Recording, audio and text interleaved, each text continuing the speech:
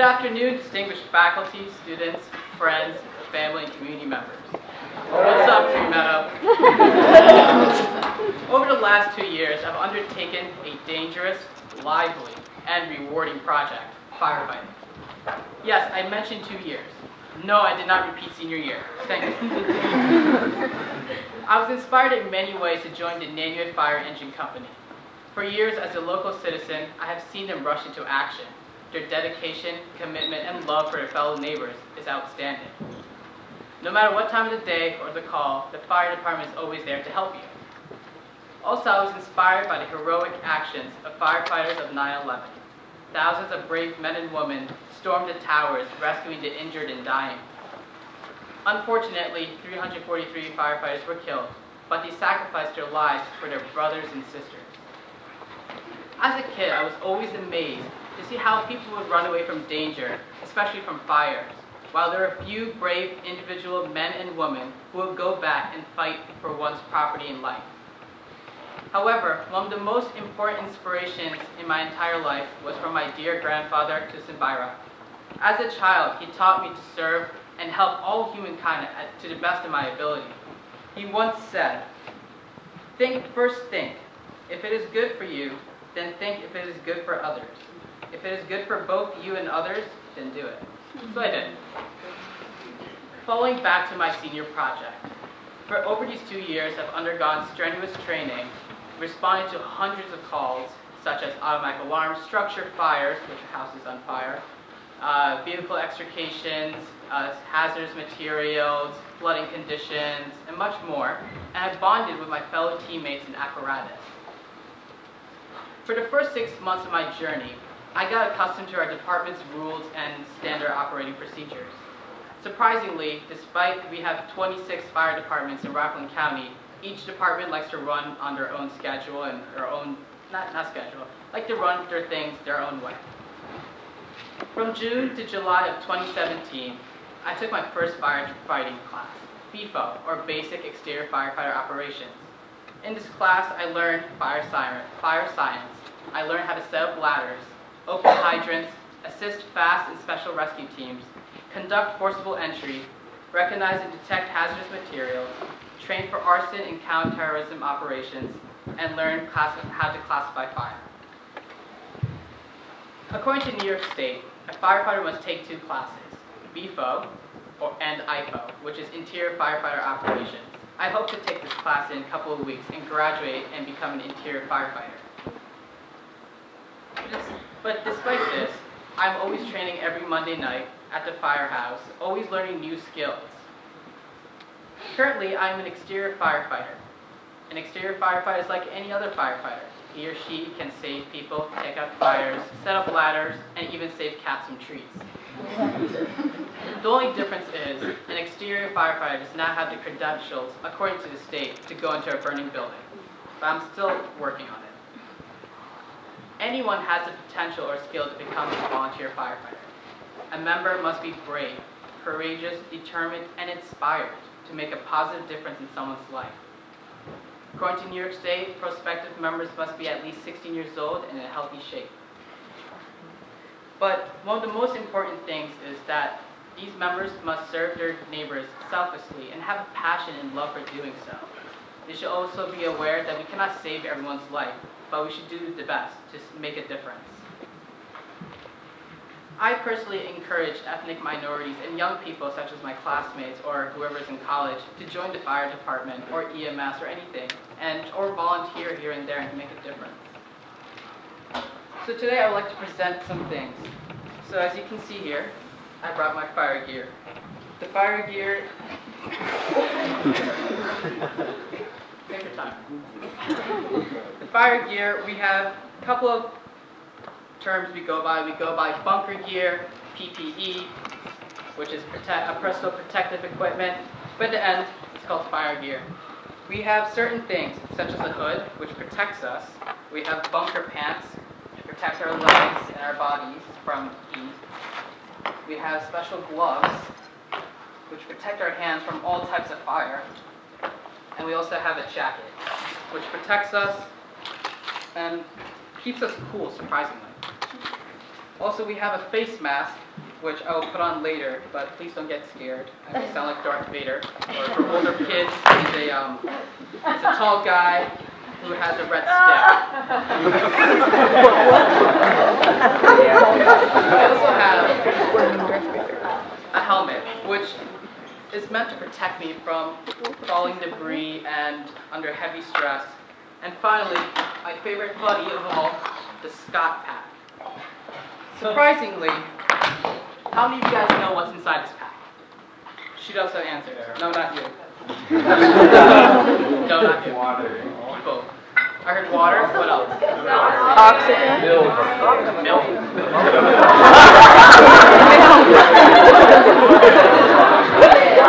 Oxygen. Oh, okay, I'm hearing a lot of oxygen. Surprisingly, oxygen is very flammable. So instead of oxygen, we just have regular air. Whatever is out in the air, we'll take it and compress it and put it into this bottle. The average bottle has around 45 minutes of working, breathing air. But under stress and physical conditions, you probably have at least 15 minutes. Or if you're like me, you have a full 45 minutes because you're a small guy. So I would like to show you one of my favorite buddies. Again, the irons. These guys are your best friend in any situation, except for floods. Here, we have the halibut. There are 3 parts. This is the adze end, the pike's end, and the fork. With this tool, you could do so many things. You could pry open a hood of a car. You could break into a door. You could rescue people. You could do search. And you could also surprisingly carry your own weight on this, which I was very surprised. This is your axe. It's a flat head axe, which would be used for on the Halligan to help pry open a door, cut windows, and there's so many ways to use these tools. But at every fire hall, every firefighter must carry either a set of irons, a water can, thermal imaging camera, and a radio, and a pack. That's the most important part. But today, I would like to demonstrate how we firefighters jump into our gear. The average firefighter in a call has at least 2 minutes and 1 second to jump into their gear and get fully strapped on. So,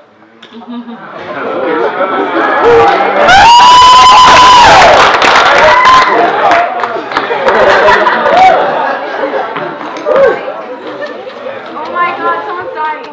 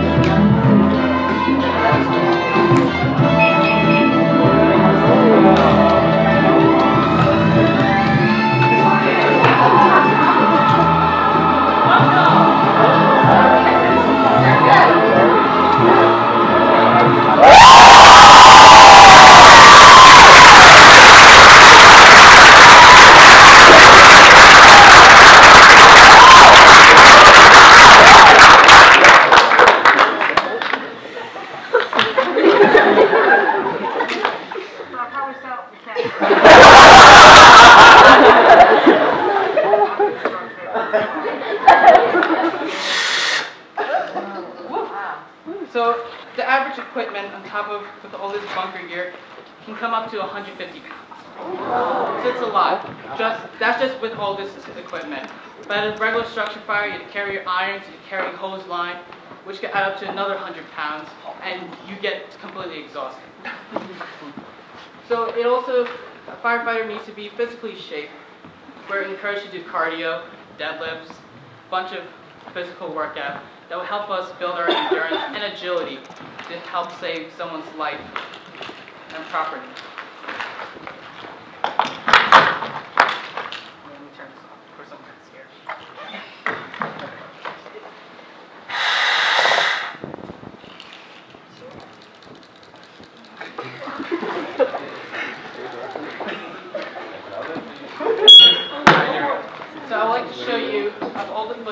collected, surprisingly with a GoPro camera and a helmet camera. But before, I would like to tell you how many GoPro cameras I burnt. I remember I asked Cole last year, hey man, can I borrow your GoPro camera? He said, yeah, sure, as long as it'll burn it.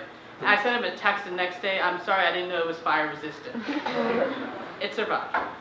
But I'd like to show you all the footage I got over the past few years.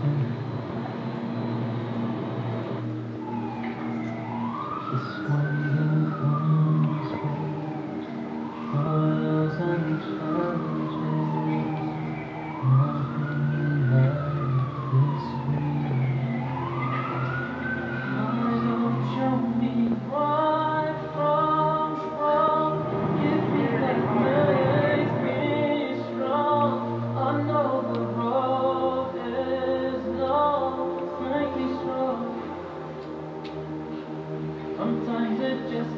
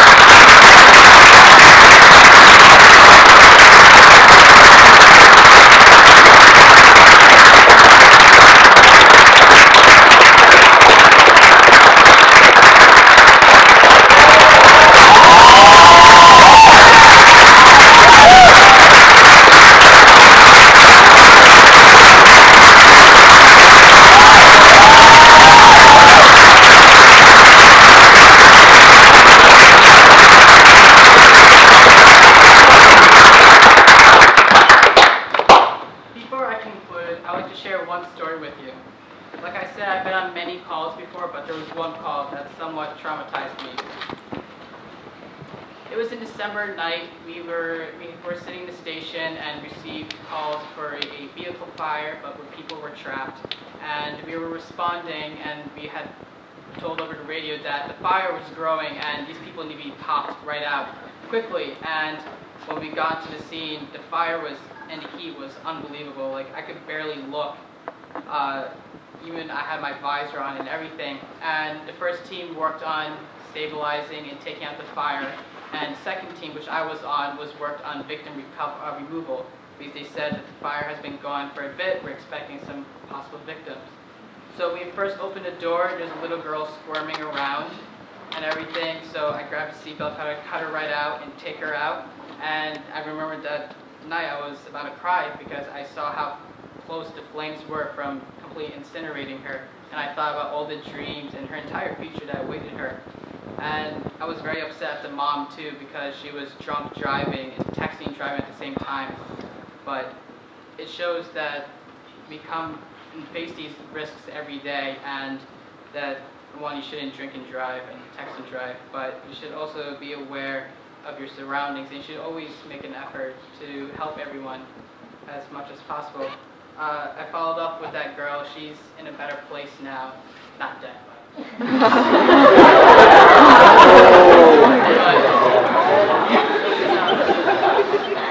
in a better place on Earth, and she's feeling better. I remember we were sitting in the ambulance talking about it, and my classmates noticed I'm a big fan of Arthur, like on PBS Kids. The Animal Show Kids. And I remember I had an episode, and I was playing an episode with her, and she was totally engaged, and she kind of warmed up and kind of recalled what just happened and everything. So it's amazing. And the dangers we face today as volunteer firefighters is unbelievable, especially with all the new housing and all these smart cars that are coming out. The smart cars, surprisingly, with their batteries, have the ability to shock us and even kill us. But we train every day, and that's it. You gotta work and train hard so you could help people tomorrow. Any questions?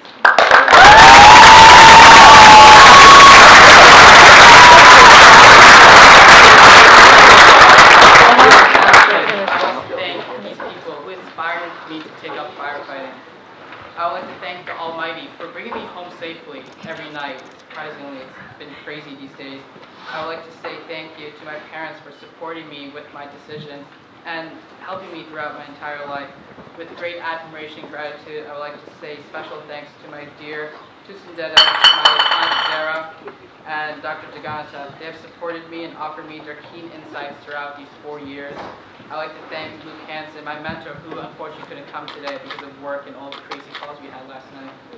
And Meadow Fire Engine Company for training and teaching me and showing me the ropes to firefighting. I'd like to thank Mr. Davis for being a great in-school mentor. Lastly but not least, I want to thank my class. You guys have been a great bunch of lebs. I miss you guys every day. And I will miss you guys, truly.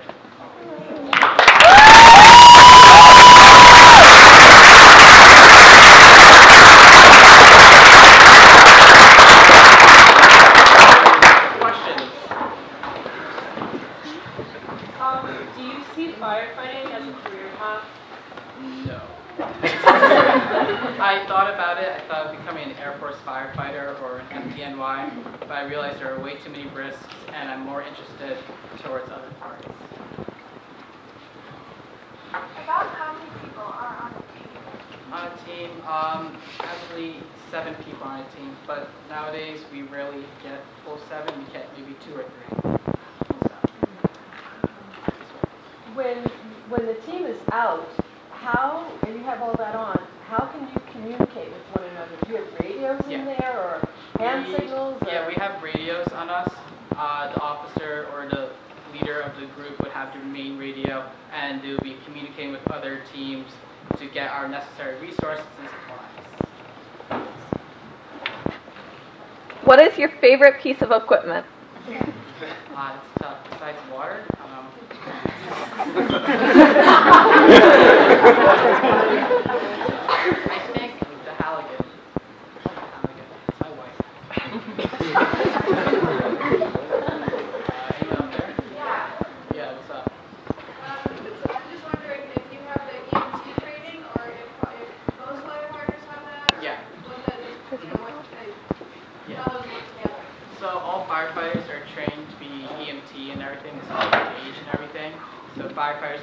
EMS and police, but EMS can't be firefighters or police.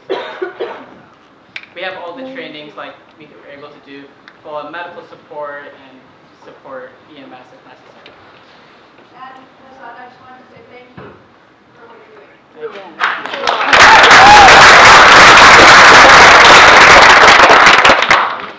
The interior shop was the firefighter was opening the door and all those fire came running out. Is that the fire training center? It is in Pomona, yeah. Yeah. So did you go and do Yeah, there? I did.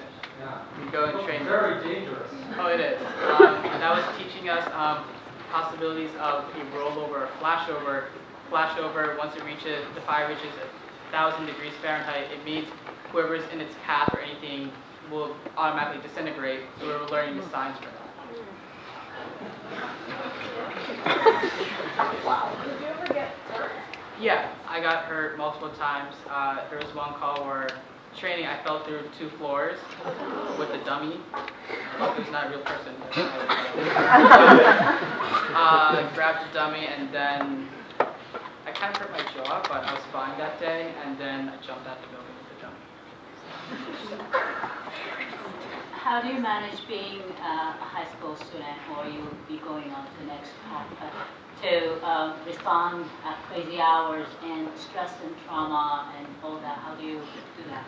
So personally, since I'm under 18 and still in high school, the fire department has given me leeway, saying I could respond from only these certain hours and I have to do certain training within this amount of time.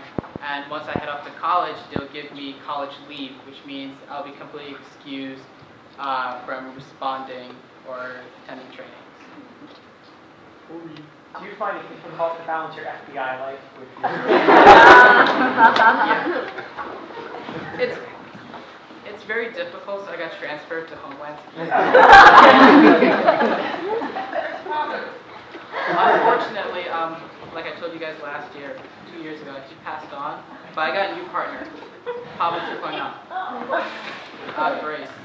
Have you worked at a different fire department, or is your training specific to GMWS? I can work at any fire department in New York State because we are all New York State certified. So if I want, I could go to upstate and everything, as long as it's not career. Career, I have to go through a different.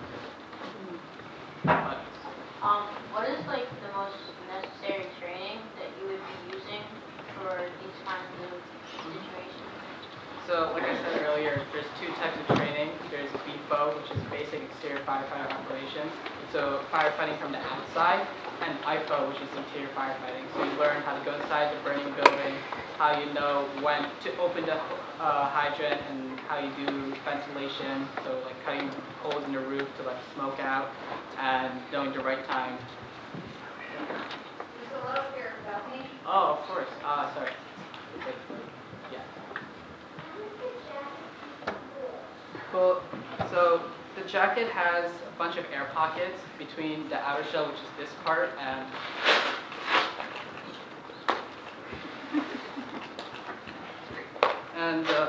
layering inside. So if you would see, there's a big pocket right here, and it usually holds all the air necessary to keep you cool. And the layering itself, once exposed to heat, kind of cools down. So keeps you cool, nice and cool. No, nice and cool. Last question. Right here. How many fires did you fought? I fought. Does that include car fire? Yeah. Maybe 20? 20. All right.